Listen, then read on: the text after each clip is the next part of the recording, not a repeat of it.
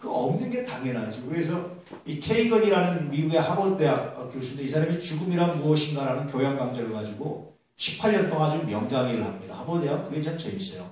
한 과목을 하나를 계속 가르치는 거예요. 한 주제를 가지고 매 학기마다. 여러분 아시는 정의란 무엇인가 마이클 샌델 교수는 정의란 무엇인가 가지고 계속 강의를 하는 거예요. 그거 참 부러운 것 같아요. 그러니까 매 할 때마다 보강이 되는 거죠. 자료가 보강돼서 이렇게 두꺼운 책을 쓰고도 정의란 무엇인가 결론이 없습니다. 사실은 다 읽어보시면 허무하실 텐데 그렇습니다.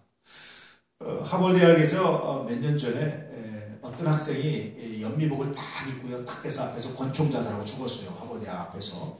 왜 그랬느냐 그랬더니 자기의 인생이란 뭐냐, 과연 인생이란 살만한 가치가 있느냐, 페이퍼를 이렇게 두껍게 쓰고요.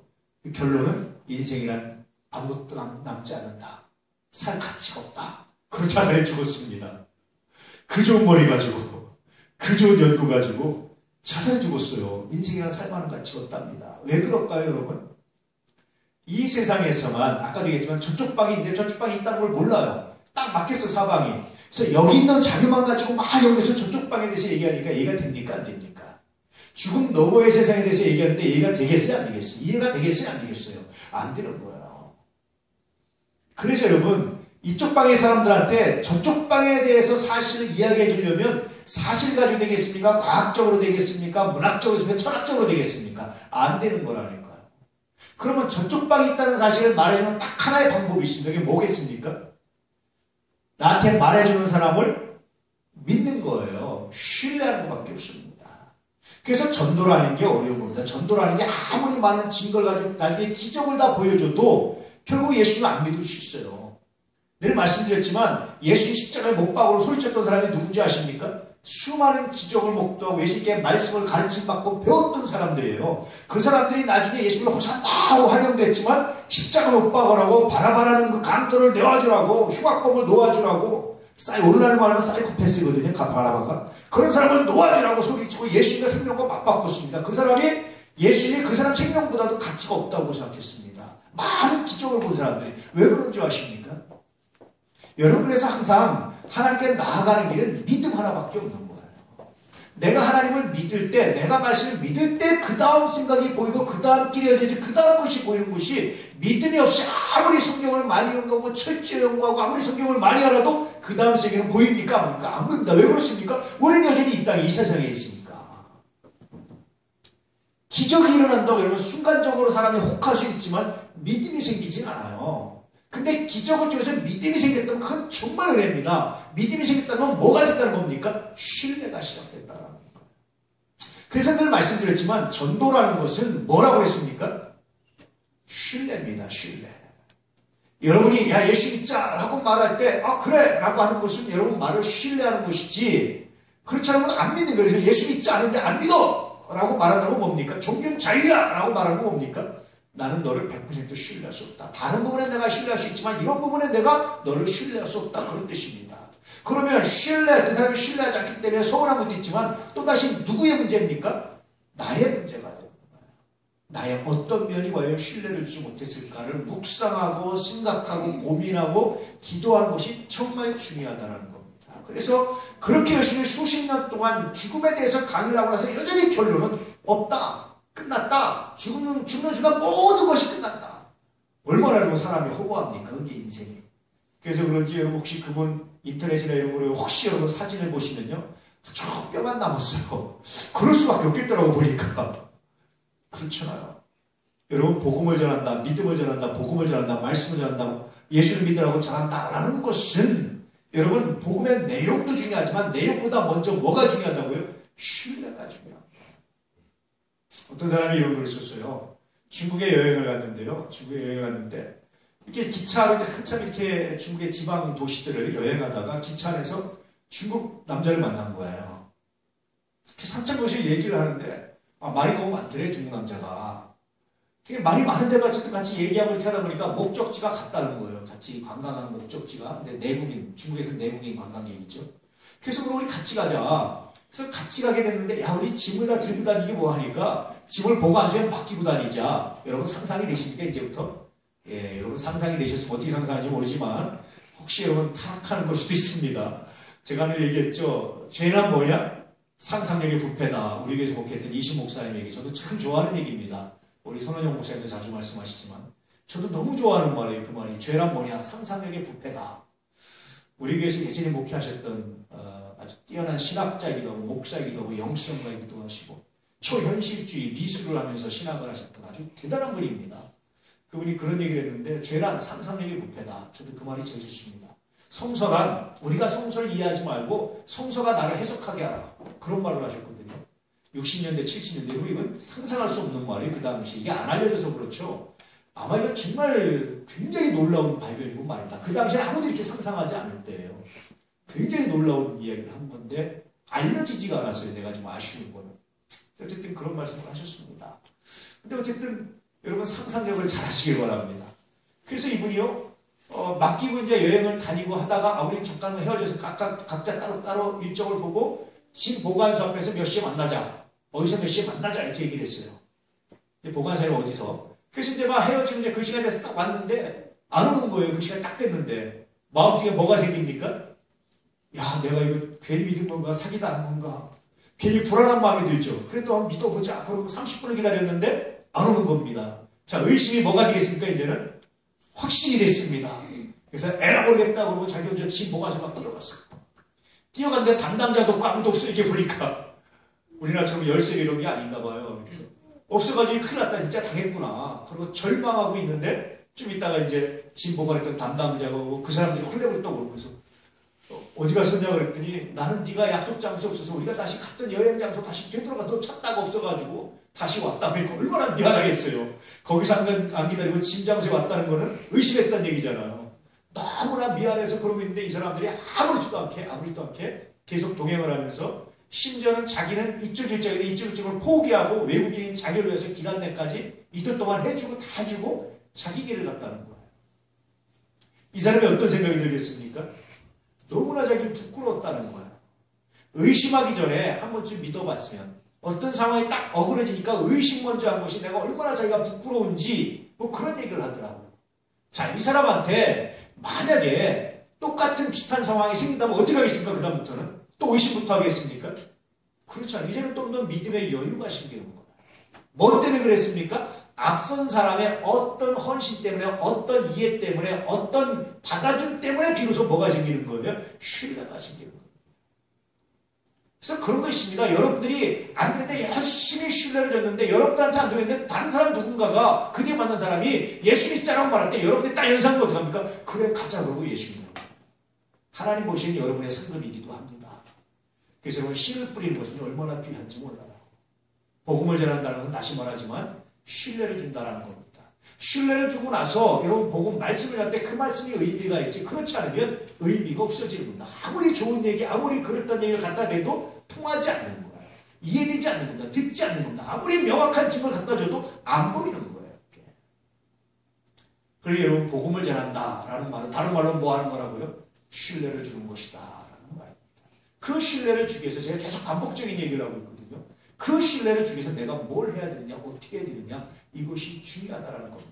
그러면 단순히 신뢰 준다는 것이 복음 전하는 데만 유익합니까? 여러분 세상을 살아가는데도요 신뢰를 준 사람은 정말 탁월한 사람입니다. 물론 그 신뢰를 가지고 자기 욕심을 채운다든지 그 신뢰를 가지고 자기 욕망을 이룬다든지 사기를 튼다든지 이건 옳지 않죠. 이 사람은 정말 사기꾼이죠. 사기꾼 얘기하는 게 아니고 진실하게 신뢰를 주고 신뢰하는 것에 보답을 할 줄 아는 사람.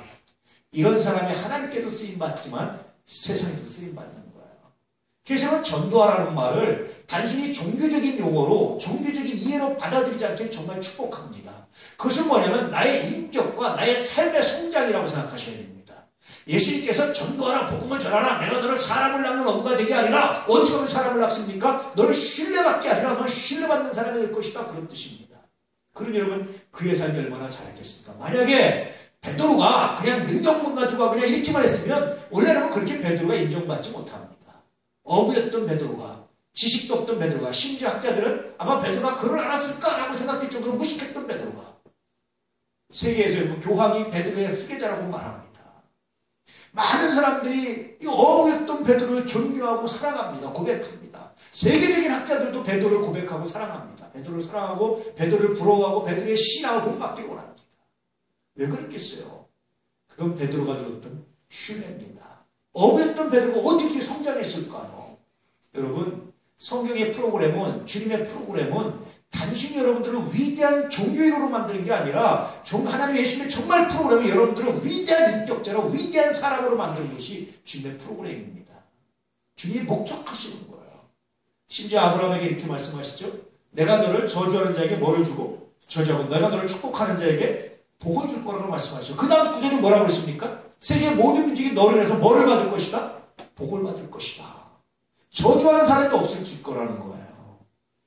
아브라함의 인격과 삶의 성장에 대해서 이야기하는 겁니다.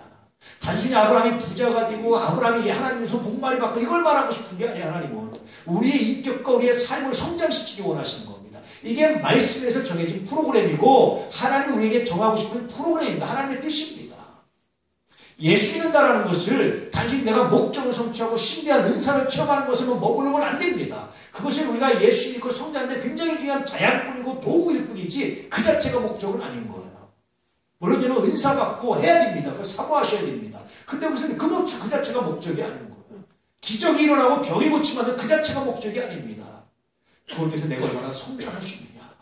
나의 인격이 나의 삶이 얼마나 성장할 수 있느냐. 이것이 정말 신앙의 중요한 목적이고 그렇게 인격의 삶이 성장했을 때 여러분들이 입술을 통해서 전해지는 복음이 의미 있어지고 힘이 있어지는 거예요. 저는 그게 진짜 성장이라고 생각합니다. 그럴 때 그런 사람들이 선포되는 말씀, 그런 사람들에서 복음이 전해질 때, 그런 사람들에서 예수 믿는 사람이 생길 때 정말 그것이 신앙의 교회의 인격의 성장이지 않을까. 그게 성장입니다. 그게 은혜입니다. 우리 예한의 가족들이 이런 인격, 이런 삶으로 성장해 갈 수 있기를 주님으로 축복합니다. 그래서 여러분 한번 여러분을 테스트해 보십시오. 내가 예수 믿자고 말할 때 몇 사람이나 내 말에 동의할 수 있는지 3월 마지막 주에 한번 테스트해 보시기 바랍니다. 그리고 안 된다면 그를 원망하기 전에 나 자신에게서 원인을 찾아서 이유가 뭘까? 내가 어떤 면에서 그에게 신뢰를 주지 못했을까? 내가 어떤 면에서 불성실했을까? 내가 어떤 면에서 헌신하지 않았을까를 생각해 보시기 바랍니다. 자, 다시 반복합니다. 신뢰를 주는 방법 중에 첫 번째가 뭐라고 했습니까? 내면의 확장이에요. 이해의 폭을 넓히는 겁니다. 나의 프레임을 바꿔버리는 거예요. 나의 구조를 바꿔버리는 겁니다. 이게 정말 중요합니다. 세상을요, 여러분, 내가 목적했는데 내가 목적한 바에 실패하면 둘 중에 하나입니다. 목적이 잘못됐든지 내가 변하지 않아. 내가 문제가 있든지 둘 중에 하나예요. 그럼 둘 중에 하나입니다. 목적을 변화시키는데 내가 변화되든지 둘 중에 하나입니다. 근데 뭐가 빠릅니까? 내가 변하는 게 빠른 거예요. 이제까지 해오던 방식을 바꾸는 거예요. 이제까지 삶의 방식을 고치고 바꾸는 겁니다. 그걸 프레임을 바꾼다고 하는데 프레임을 바꾸는 거예요. 그래야 비로소 보이는 게 있는 겁니다. 주일날 오후에 12시 반쯤에 끝나고 이제 제가 그리스도인의 세상 보기를 하려고 하는데요. 그게 이유가 그런 겁니다. 이제 굉장히 중요한 하나의 변화의 시점이 있는 것 같습니다. 세상에. 굉장히 중요한 변화의 시점이 있습니다. 이 변화의 시점에 우리 예한의 가족들에게 세상을 그리스도로 어떻게 봐야 되는지 함께 고민하고 길을 제시해주면 굉장히 탁월한 삶이 될 수 있겠다. 남들보다 최소한 몇 발을 몰라도 반발 정도는 앞서갈 수 있겠다. 준비할 수 있겠다. 그래서 돈 많이 벌고 그리스도로 성공하겠다. 그런 말이 아니고 그래서 세상을 좀 더 의미 있게 살아갈 수 있게 하겠다. 이것이 이제 그 모임을 만든 이유입니다. 여러분 열심히 참석해 주시길 바랍니다. 아무나 올라오셔도 됩니다. 근데 가능하면 이런 젊은 청년들이 왔으면 좋겠습니다. 그래서 내가 어떻게 세상을 살아갈지, 내가 어떻게 문제를 바라볼지, 내가 어떻게 사회를 이해해야 될지, 하나님의 말씀 뭐라고 하는지, 내 프레임을 어떻게 간직해야 되는지를 한번 좀 볼 수 있는 은혜가 있기를 주님으로 축복합니다. 그리고 고민하고 싶은 겁니다. 제가 이제까지 부족하지만 읽었던 책들을 나누고 싶은 거고요. 고민하고 싶은 거예요. 또 목사가 알아봤자 뭐 얼마나 많이 알겠습니까? 성경 외에는. 그래도 그런 것 같이 나누고 또 여러분들한테 배우는 시간을 갖고 그런 시간을 갖고 싶은 겁니다. 왜냐하면요. 그게 예수님의 프로그램이에요. 우리를 성장시키고자 하는 것이. 그래서 늘 말씀드리죠. 신앙에 성공하고 삶에 성공합니다. 삶의 성공은 돈 많이 벌고 높은 자리 그런 뜻이 아닙니다. 의미 있게 자기 삶을 만들어가는 거예요. 삶에 성공했다고 신앙에 성공하지는 않아요. 근데 신앙에 성공하고 삶에 성공하게 돼 있습니다. 신앙은 참 좋은데 삶이 엉망이다. 우리 양동찬 집사님이 얘기했지만 여러분 미안하지만 신앙이 제대로 안 된 겁니다. 신앙이 올바로 바뀌면 삶이 성공해요. 여러분 신앙의 핵심이 뭡니까? 성경의 핵심이 뭡니까? 하나님을 사랑하고 이웃을 사랑하는 거잖아요. 여러분이 핵심이 안 된 거예요. 그냥 감정적으로 이렇게 붕뜨는 거예요. 신앙이 제대로 잡힌 게 아닙니다. 기도 열심히 하고 은사 받았는데도 불구하고 여러분 그 신앙의 본질이 안 잡힌 거예요. 신앙의 본질은 언제나 두 가지 붙습니다. 첫째는 하나님을 사랑하고 이웃을 사랑하는 것.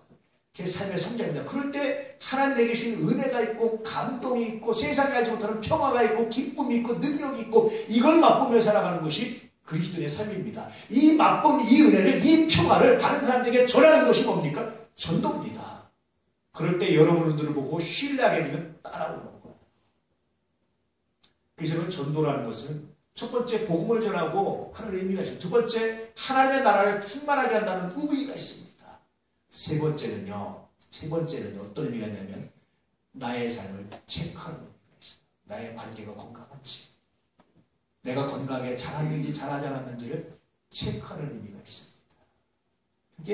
그게 전도예요. 그래서 전도하는 사람은요, 열심히 하는 사람은요, 여러분 전도에 아주 미쳐서 전도하고 싶은 사람은요 늘 자기 자신에 대해서 경계하고 다스릴 수밖에 없어요. 왜 그렇습니까? 그래야 복음이 전해져요. 세상에서 성공하고 싶은 사람이 마음대로 사는 사람 맞습니까? 성공하고 싶은 사람 중에 마음대로 사는 사람이 없어요. 그렇잖아요. 여러분 사법고시 만나서 마음대로 시간 쓰고 마음대로 사는 사람이 있으니까 그런 사람이 없어요. 세상에 여러분 사업으로 성공하고 싶은 사람이 마음대로 삽니까? 그렇잖아요. 어떤 사람이 어떻게 변할지 몰라요. 친구를 하나 만나도요 굉장히 조심해서 웬만하면 적을 안 만들어요. 왜 그렇습니까? 언제 그 사람이 나한테 도움이 될지 몰라요. 세상에서 성공하고 싶어도 자기 삶을 디자인하는데 하나님은 영적인 성장과 하나님의 자녀로서 살기 위해서 안 그러겠습니까? 전적에서 안 그러겠습니까? 성장입니다.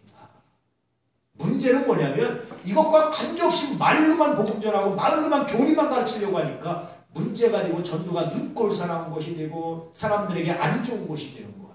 정말 잘못되고 한국교회가 위기가 그런 데서 온 겁니다. 우리 이 안에 가족들은 이제 그것이 아니라 내 삶을 체크하시고 그 삶을 체크하고 성장하는 열매들을 함께 누리시고 나누시고 그래서 하나님께 영광이 되고 뿐만 아니라 내가 사랑하는 사람도 구원받게 하는 이 거룩한 일들을 거룩한 사역들을 평생에 걸쳐서 해나갈 수 있는 은혜가 있기를 축복합니다. 그리고 1차적으로 제가 왜 이런 걸 하냐면 여러분들의 삶을 체크해 보시라고 하는 거예요. 첫째는 하나님께 영광이고 두 번째는 여러분의 삶을 체크해 보시라고. 우리가 4월 마지막 주에 전도할 때 충동 전도주를 할 때 그렇게 한번 여러분을 체크해 보시고 철저하게 적절하게 자기의 실전을 자기의 삶의 실체를 경험하고 만나볼 수 있기를 축복합니다. 그리고 절망하지 말고 그때부터 다시 출발하고 다시 시작하는 그런 은혜가 있기를 축복합니다. 그럴 때 여러분의 삶은 정말 많이 자라게 될 겁니다. 여러분 탁월하게 여러분의 삶이 성장하게 되는 정말 놀라운 역사가 일어나게 될 겁니다. 이 은혜가 이 평강이 가득하게 될 줄로 믿습니다. 이게 여러분 얼마나 놀라운 건지 몰라요. 그렇지 않습니까? 이런 성장으로 가할 수 있기를 이런 성장으로 여러분의 삶을 체험할 수 있기를 주의 이름으로 축복합니다. 그럴 때요 굉장히 놀라운 걸 하나 발견합니다. 뭔지 아십니까? 하나님의 도우심이에요. 저는 종종 기도하다가 이런 고백을 합니다. 하나님이 내가 짓지 않은 내가 심지 않은 과실은 내가 짓지 않은 집을 주리라. 하나님 나보고 공짜로 먹고 못 얻고 살라는 얘기인가? 뭔가 그렇게 묵상할 때마다 하나님 주신 은혜가 있는 게 뭔지 아십니까? 내가 아무리 노력하고 내가 아무리 열심히 해도 얻지 못하는 게 있어요. 취하지 못하는 게 있어요. 안 되는 게 있어요. 그런데요 내가 믿음으로 기도하고 그렇게 복음을 전하기 위해서 그렇게 말씀을 전해서 이렇게 신뢰를 만들고 살 때마다 하나님 내게 주시는 게 은혜가 있어요. 내가 노력해도 안 되는 것 내 힘으로 취할 수 없는 것들을 취하게 하시고 주시는 하나님의 은혜가 있습니다. 얼마나 놀라운지. 그래서 예수 믿는 사람들은요 여러분 걱정하고 두려워할 필요가 없는 것이 하나님의 성령이 여러분 갖게 하십니다. 야 그럼 내가 이제 나를 이렇게 당을 쳐서 이렇게 해야겠다. 여러분 그렇게 너무 애쓰지 마십시오. 내가 믿음으로 최선을 다할 때 하나님이 나와 함께 하시고 성령께서 역사하시고 도우시고 지혜를 주시고 함께 하시고 순풍의 도수를 달고가듯이 하나님께 바람으로 불어주시고 역사하시고 함께 하시는 하나님의 은혜가 있습니다. 할렐루야. 놀랍지 않습니까? 아시죠? 노아의 방주에는 다시 도시들이 기가 없었다는 거 아시죠? 구름기둥과 불기둥이 인도하는 대로 가지 자기들이 계획한 대로 가지 않았다는 거 아시죠? 이스라엘 백성들이. 우리 인생도 마찬가지예요. 키는 하나님이 주고 계시는 거예요. 인도는 하나님이 하신 겁니다. 믿음으로 그 프로그램대로 따라가면 여러분들에게 선하고 아름다운 열매가 충만하게 됩니다. 할렐루야. 그렇게 믿음의 역사를 만들어가는 은혜의 역사를 만들어가는 거룩한 종들이 되시기를 축복합니다. 정말 축복합니다. 그렇게 자라가신 걸 볼 때마다 하나님이 얼마나 기뻐하실지 정말 축복합니다. 이런 역사 은혜가 가득하기를 진심으로 축복합니다. 오늘 이 시간 제일 아이가 누굽니까? 시은입니까? 예, 시은이를 축복합니다. 제일 연세 드신 어른이 누구십니까? 이명 권사님이십니까? 이명 권사님을 축복하네요. 여러분 그 사이에 여러분들 다 축복합니다. 예, 처음과 나중이 되셨습니다. 축복합니다. 기도하겠습니다.